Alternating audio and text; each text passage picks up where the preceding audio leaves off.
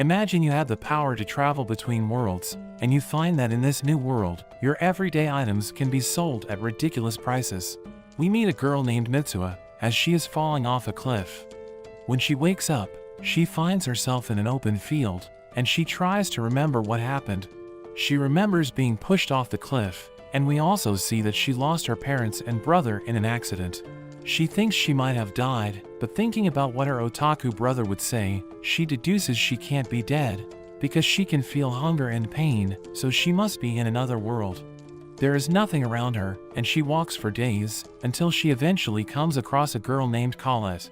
She gets taken in by the girl, but she speaks a different language that she doesn't understand. Despite this, she manages to introduce herself, and Colette is overjoyed to learn her name. The next morning, Mitsuha wakes up completely healed. She looks around, and finds this world is less advanced. Colette worries about her, but she shows off how she is already all better. She goes with Colette to help her with foraging, and as they gather the plants, she thinks that this must be how her brother felt to have a little sister, wanting to protect her no matter what. There are wolves that appear, and Mitsuha helps Colette up a tree. She leads the wolves away, but she trips, and as the wolf lunges at her, she suddenly teleports and ends up back in her house in Japan. Seeing the rock, she realizes it wasn't a dream and quickly grabs some weapons, including her brother's slingshot and pocket knife. She thinks about why she should go back, but thinking about Colette, she heads back. Using the slingshot, she gets their attention, and using pepper and spices, she blinds the wolf and finishes it off with her knife. The other wolves run off, but Mitsuha also faints. Mitsuha appears floating in a strange place and meets a lucky cat statue.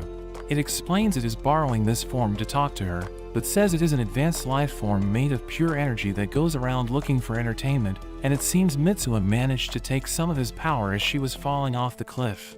The cat decides to let her keep the powers, explaining that she now has the ability to travel between worlds, as long as she can imagine the exact destination, and is able to heal at an accelerated rate.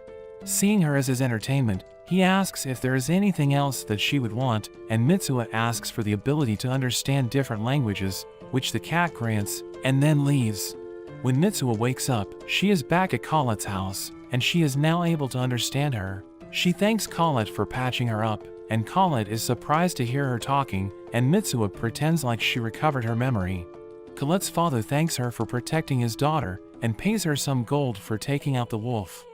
Thinking about her situation, she wonders how her brother would use her ability. Although she was left an inheritance by her parents, it's not really enough. Thinking about how this world is less developed, she thinks about making money by bringing other goods from Earth and selling the gold that she would make. Thinking her ability may disappear at any time, she decides she needs to make enough money so she can retire in both worlds. She decides she would need 1 billion yen, or $10 million to live comfortably, so she would need to save 2 billion yen to retire in both worlds. She starts thinking about the items she could sell, like matches and lighters, and even air fresheners for the toilets. As she talks with some men from the village, she learns about the lord of the area and about the king. She decides that she will need to head to the capital, but Colette overhears her conversation and doesn't want her to leave. Mitsuha says that she has friends waiting for her in the capital and promises to come back and visit. The next morning, she heads off in a carriage to the lord's town, planning to gain the lord's support before moving on to the royal capital. Mitsuha suddenly realizes that she stinks, having not showered since she got here. She asks the driver to drop her off, and when nobody is around, she teleports back to her house. After having her shower, she goes around and converts all her assets to cash. She does some research online, and her language ability helps her understand foreign sites. She looks up private security companies, and finds a company called Wolf's Fang. Using Google Maps to find her destination, she is able to teleport to the compound in South America. She pays off the guard, and is able to meet with the company leader. She lets him check out the gold from the other world, and he appraises it to be worth $200, so she works out that she would need to save 80,000 gold to achieve her goal. They come to a deal where she buys some guns and training in shooting for self-defense. She does more research about medieval societies to decide what products to sell. In preparation for going back, she picks up some jewelry and even orders a custom outfit. With all her preparations complete, she heads back into the other world. She arrives at the Lord's residence, but the guards turn her away because she has no appointment. There is suddenly a carriage that passes by, and she learns that the people inside were the Lord's sons. Mitsuha comes up with a plan, teleporting ahead of the carriage and waiting. As the carriage approaches, she lights some firecrackers, causing the horses to go wild, and she pretends to have been hit by the carriage. The boys worry about her, and they take her in. As she pretends to wake up, she meets the Lord Klaus. He apologizes to her, and she is glad to see they seem to be quite nice. Later on, Mitsuha introduces herself as a noble from the distant country of Japan. Seeing her fine outfit, Klaus finds this to be believable.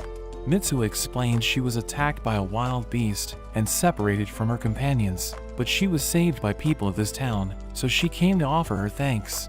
She gifts him with a Swiss Army knife, which instantly has them intrigued. Klaus asks her about her plans, and Mitsuha says that she is headed for the capital, but Klaus says it's getting late and tells her to ride the carriage in the morning, but Mitsuha says she has no money.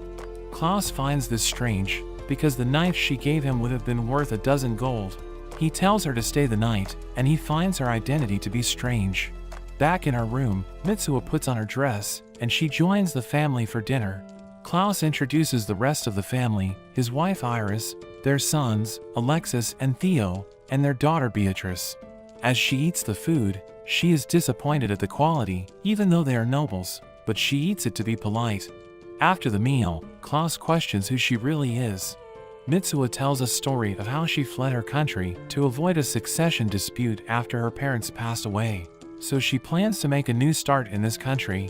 Klaus is touched by the story, and Mitsuha says she would sell her necklace for some gold, but Iris is suddenly alarmed, revealing that pearls are so rare, it should be impossible to have a full necklace of them. Mitsuha offers to give it to her, shocking her further, and Klaus wonders about the value of the necklace. Iris reveals it should be a national treasure, saying there is no amount of gold that could buy it. Klaus suggests putting it up for auction, but Iris also rejects the idea, saying if people found out about it, people would kill for it. Mitsuha had planned on trading the necklace to gain the Lord's support and funding. She wonders if they could just take the necklace apart, causing Iris to lose it at the suggestion. Mitsuha wonders what she can do for money and insists on giving the necklace to Iris. Klaus worries about the value, but Mitsuha tells them she only wants enough gold so she can start up her own store, telling them a sob story that Iris reminds her of her own mother, and they accept the proposal.